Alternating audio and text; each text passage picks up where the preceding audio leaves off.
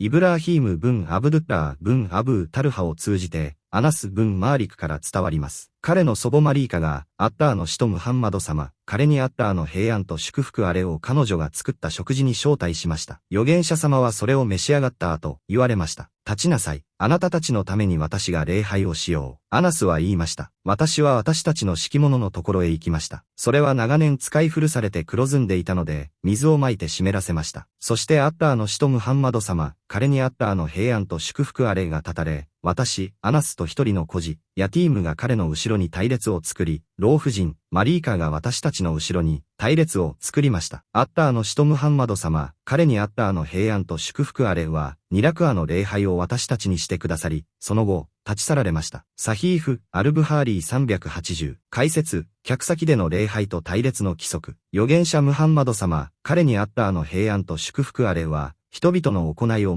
最もよく、教友たちの心を慰める方でした。彼は訪問のたびに、私たちに規則とマナーを教えました。偉大な教友たちは、教え、スッナと行動を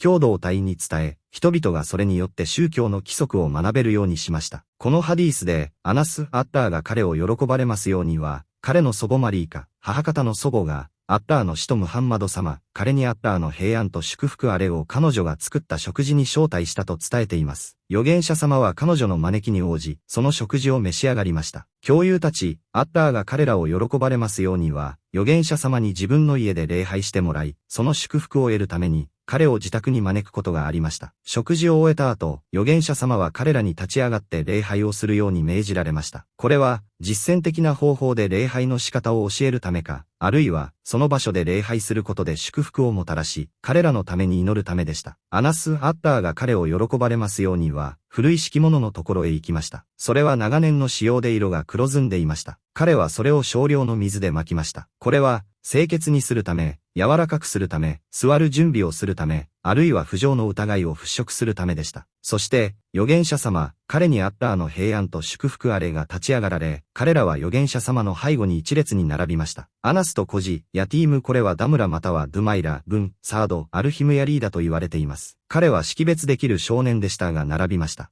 そして、彼の祖母マリーカは彼らの後ろに立ちました。これは、礼拝において女性が男性や子供の後ろに立つという原則に基づいています。預言者様、彼にアッターの平安と祝福あれは、彼らにニラクアの礼拝をしてくださり、その効率地去られました。これは預言者としてのマナーの一つであり、訪問を短く切り上げ、訪問の目的が終わった後には立ち去り、その家の住人のために祈るべきであるという教えです。ひらめきこのハディースから得られる教訓。礼拝者が、額と地面の間を隔てる敷物やマットの上で素従、平服を行うことは合法です。預言者様、彼にアッターの平安と祝福あれの謙虚さと、女性の正体であってもそれに応じる姿勢、未成年者が礼拝の隊列に並ぶことの正当性、孤児とは父親を亡くし、まだ成人していない者を指すため、礼拝者がイマームの後ろに立つことが最善の立ち位置であること、女性の立ち位置は、男性の後ろであること、集団で行うことが定められていない任意の礼拝を継続的な習慣としない限り、集団で行うことの許容性、教える目的や、その他の有益な宗教的目的のために礼拝を行うことの許容性、預言者様、彼にアッターの平安と祝福あれの謙虚さと寛大な品性、招待に応じることが推奨される。特に、それによって心が慰められ、安心感を得られる人の招きには応じるべきである。結婚披露宴の場合は応じる義務がある。敷物を、着るものをルブスと呼ぶことがある。長年使い古されて切られた。イスラームが混浴を避けることを重視していること。